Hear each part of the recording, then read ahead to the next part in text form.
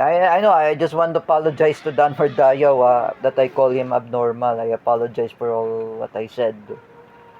I asked Dan Mardayo, let's be a non-political.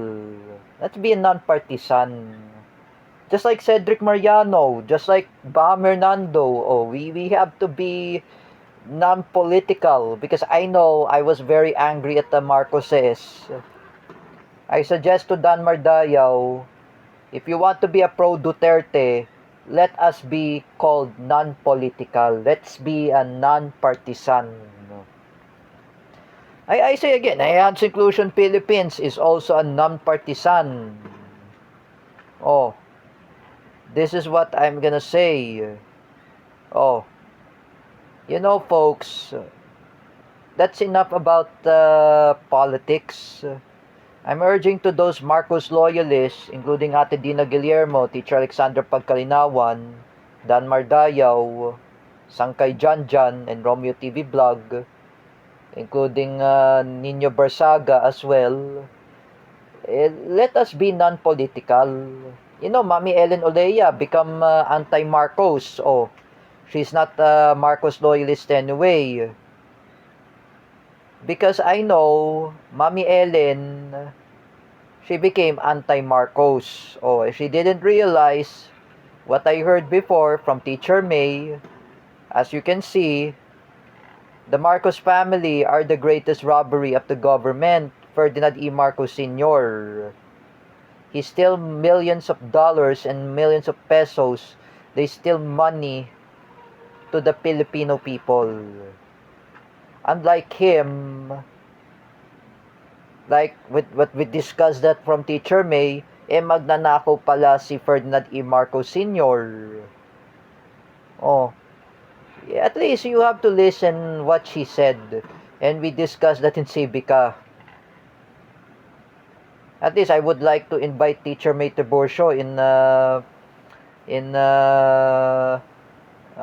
what is it? In SMNI to discuss about the historical revisionism against the Marcoses because of corruption.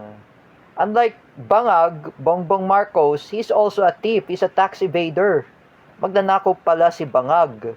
So, if I just want to say that Marcos family are the greatest robbery of the government, let's say, don't be such a fool, don't be such a blind. We are being blind because of Bangag. Those Filipinos anyway are very dumb. They're idiot, they're moron. They voted Bongbong Marcos. I mean, I was not the voter register at the time. I know this is my fault that I forced Stefan Pimentel to endorse Bongbong Marcos. That we are being scammed by Bongbong Marcos. Why?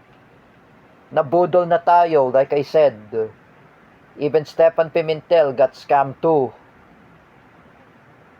I know what I realize. The Marcoses are the scammers. They're true robbery. How I imagine, if you see in the place in the New York, when I remember my ninang, Anya Suyuki, Anya Suyuki described the Marcoses are the greatest robbery of the government. This is hard to say to all Marcos loyalists. You don't know a misunderstanding, at least thanks to Teacher May Tiburcio. At least she knows a history. Alam niya yun, like I said, what's important is, everyone are anti-Marcos. Like I said, everyone are anti-Marcos. Unlike Teacher May Tiburcio, unlike me, unlike Jens Manaid, unlike all of my classmates in CDIFI or former classmates, they are anti-Marcos. How I imagine, I say to Ate Dina Guillermo, Sangkay Janjan, Teacher Alexander Pagkalinawan, Romeo TV Vlog, Nino Barsaga, and Dan Mardayaw. Just read about historical revisionism. Listen to Teacher May, what what she is asking, or what she is realize about the history. Oh, you see, what's really happening is about the EDSA People Power Revolution. Unlike the Marcos loyalists and the Duterte supporters, we have to show unity. Unlike this Don Mardayaw created fake account to ruin Rodelio Daguman, Kuya Rodelio, you don't really have unity, Danmar. Like me, I'm saying, if Mami Ellen Olea is a Marcos loyalist, me, I'm a Duterte supporter. We are non-political. I show unity with Mami Ellen Olea.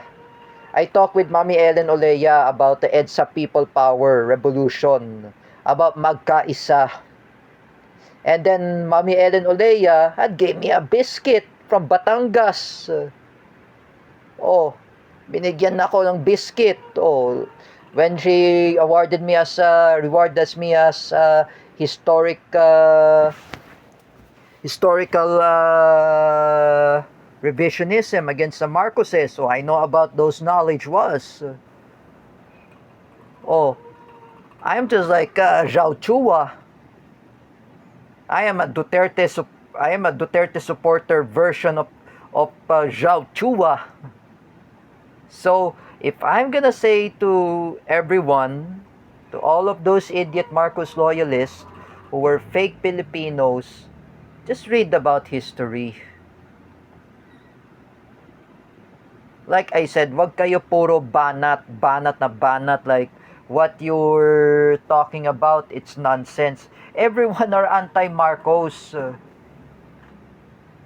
And God, if Teacher May was there, she is also anti-Marcos. Oh, because I know we discussed about kasaysayan ng Pangulo ng Pilipinas way back in 2015 in Civica. I was alongside with Jens Manaid. We talk about history. So, for everyone, if you remember history, everyone hates Marcos. Oh, this is a huge slap to Kuya Kopio and Don Mardayaw. Learn about historical revisionism against Marcoses. And then Kuya Kopio is saying about Rodrigo Duterte killing. Oh, how come he killed people? He kills drug addict, not civilian. How many people that even torture and disappear and brutal by Ferdinand E. Marcos Sr. Among them are opposition. Oh, among them like Nene Pimentel, I mentioned by Carl Villos, the father of Coco Pimentel.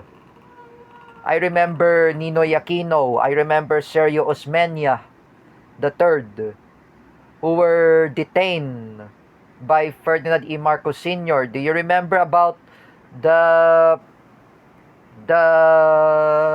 martial law? Oh, what really happened is, when you watch a documentary of Alden Richards, this is hard to say to those Marcos loyalists and the BBM bloggers, including Ate Dina Guillermo and Sangkay Janjan and Romeo TV Blog, and Ilocanos like Kuya Kopio and Dan Mardayaw. Just read about history.